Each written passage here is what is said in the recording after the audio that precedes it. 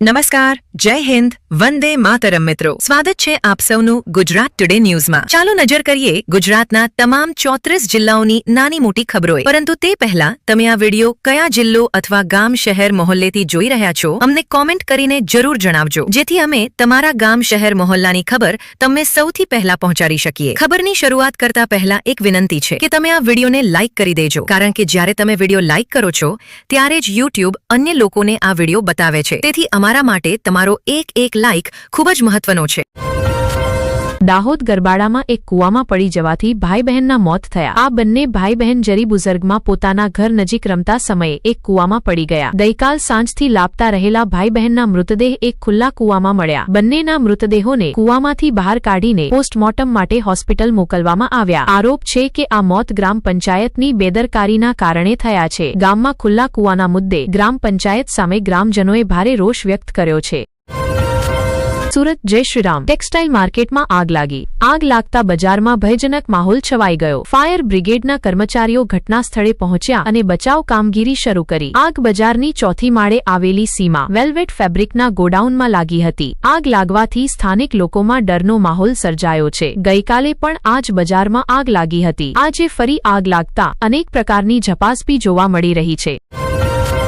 જૂનાગઢમાં દિવ્યા સાવલાને જબરદસ્તી વસૂલાતના મામલે હિરાસતમાં લેવામાં આવી છે. કીર્તિ પટેલ, દિવ્યા સાવલા અને 5 અન્ય લોકો સામે કેસ નોંધવામાં આવ્યો છે. તેમના પર જબરદસ્તી વસૂલાત અને બળાત્કારના ખોટા કેસમાં ફસાવવાનો આરોપ છે. ખોટા કેસમાં ફસાવાયા બાદ યુવતીએ આત્મહત્યાનો પ્રયાસ કર્યો હતો. કીર્તિ પટેલને ગઈકાલે આ મામલે જામીન મળ્યા હતા. પોલીસે ફરિયાદના આધારે દિવ્યા સાવલાની ધરપકડ કરી છે. પ્રાથમિક પૂછપરછ બાદ આગળની કાર્યવાહી કરવામાં આવશે.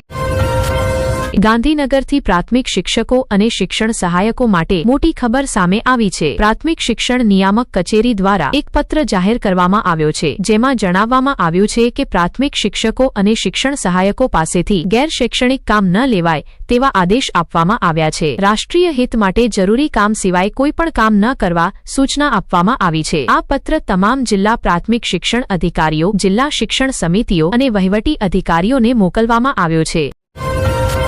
પોર્ટ બ્લેયરથી ઉડાન ભરતી વખતે એક હેલિકોપ્ટર દુર્ઘટનાગ્રસ્ત થયું. પવન હંસનું હેલિકોપ્ટર દુર્ઘટનાગ્રસ્ત બન્યું. હેલિકોપ્ટરમાં સવાર તમામ 7 લોકો સુરક્ષિત છે. ઉડાન ભરતી વખતે હેલિકોપ્ટર સમુદ્રમાં પડી ગયું. દુર્ઘટનાનું કારણ હજુ સુધી અજ્ઞાત છે. આ ઘટના સવારે 9:30 બની.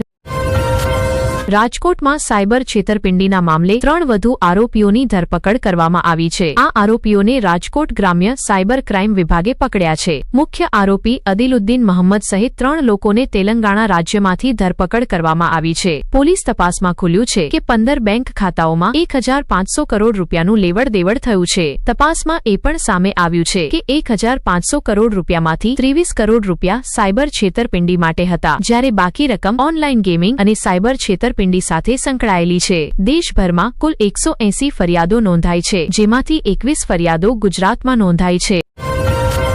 અમદાવાદ શહેરમાં પ્રાણીઓ અને પક્ષીઓ માટે જીવન રક્ષક સેવા આપતી સંસ્થા માટે ખુશખબર છે. અમદાવાદ મ્યુનિસિપલ કોર્પોરેશને પ્રાણીઓ અને પક્ષીઓને મફત સેવાઓ આપતી આ સંસ્થાને મિલકત કરમાંથી મુક્તિ આપવાનો નિર્ણય કર્યો છે. આ નિર્ણય અમદાવાદ મ્યુનિસિપલ કોર્પોરેશનની આવક સમિતિની બેઠકમાં ચર્ચા બાદ લેવામાં આવ્યો છે.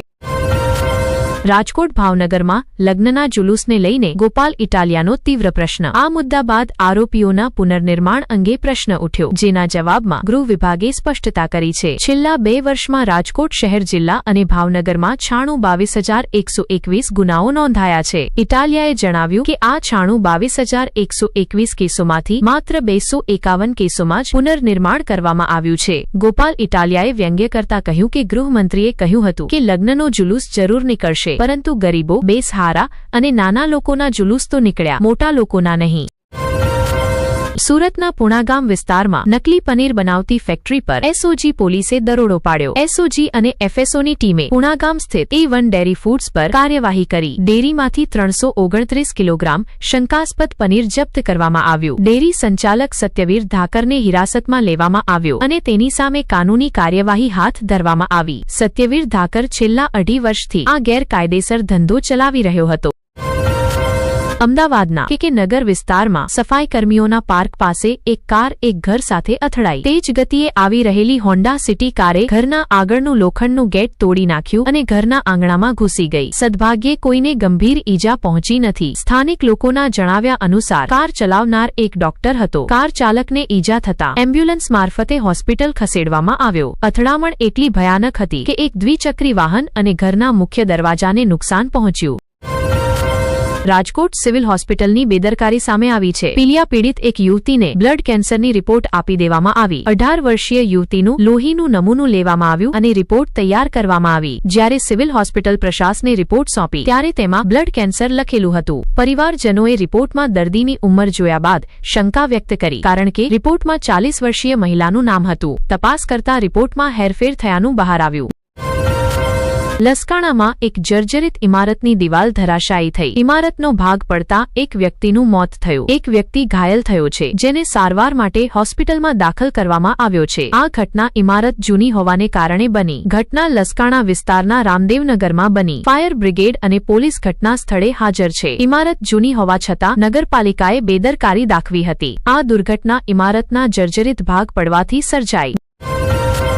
ઓગો પેપરના સંગ્રહ અને વેચાણ પર પ્રતિબંધ અંગે ઉચ્ચ ન્યાયાલયમાં મહત્વપૂર્ણ સુનાવણી યોજાઈ. ઉચ્ચ ન્યાયાલયે 16 ડિસેમ્બરે બહાર પાડેલી સૂચના બાદ નશીલા પદાર્થોમાં વપરાતા ગોગો પેપર સંબંધિત તમામ FIR પર રોક લગાવી છે. સાથે સાથે 16 ડિસેમ્બર બાદની કાર્યવાહી દરમિયાન જપ્ત કરેલી વસ્તુઓ છોડવાનો આદેશ આપવામાં આવ્યો છે. ન્યાયાલયે 20,000 રૂપિયાના મુચલકામાં વસ્તુઓ પરત આપવા પણ સૂચના આપી છે. સદનમાં આપવામાં આવેલી માહિતી મુજબ કચ્છમાં યોજાતા રણોત્સવને લાખો પ્રવાસીઓનો ઉત્સાહભર્યો પ્રતિસાદ મળ્યો છે. દર વર્ષે ડિસેમ્બરથી માર્ચ દરમિયાન યોજાતો આ રણોત્સવ વર્ષ 2024માં 8,55,565 પ્રવાસીઓને આકર્ષી શક્યો હતો, જ્યારે વર્ષ 2025માં આ આંકડો વધીને 9,41,637 થયો હતો. આ 2 વર્ષ દરમિયાન રણોત્સવ પર્યટનમાંથી પ્રીમિયમ મેનેજમેન્ટ ફી તરીકે કુલ 17,06,35,667 રૂપિયાનું આવક નોંધાયું છે, જે ઉત્સવની વધતી લોકપ્રિયતા દર્શાવે છે. ઓડિશામાં ભ્રષ્ટાચાર વિરોધી બ્યુરો દ્વારા મોટું અભિયાન ચલાવવામાં આવ્યું. એક સરકારી અધિકારીને કોલસા વેપારી પાસેથી 30,000 રૂપિયાનું લાંચ લેતા ઝડપ્યા બાદ તેના ઘરમાં દરોડા પાડવામાં આવ્યા. કટક સર્કલ માઇન્સના ઉપનિયામક દેવવ્રત મહંતીના પિતૃગૃહમાં તપાસ દરમિયાન એક ટ્રોલી બેગ અને અલમારીમાં છુપાવેલી 4 કરોડ રૂપિયાથી વધુની રોકડ રકમ જપ્ત કરવામાં આવી.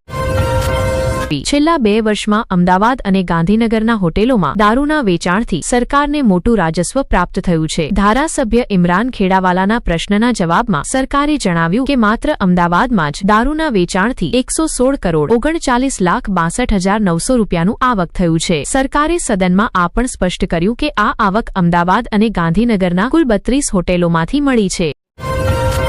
સદનમાં નશીલા પદાર્થોનો મુદ્દો પણ જોરશોરથી ઉઠાવવામાં આવ્યો. ગુજરાતમાં છેલ્લા 2 વર્ષમાં 2 જિલ્લાઓમાં નશીલા પદાર્થોની તસ્કરીના 135 કેસ નોંધાયા છે. 2,44,95,412 કરોડ રૂપિયાના નશીલા પદાર્થો જપ્ત કરવામાં આવ્યા છે. પડોશી દેશો દ્વારા નશીલા પદાર્થોની તસ્કરીના પ્રયાસો સતત નિષ્ફળ બનાવવામાં આવ્યા છે.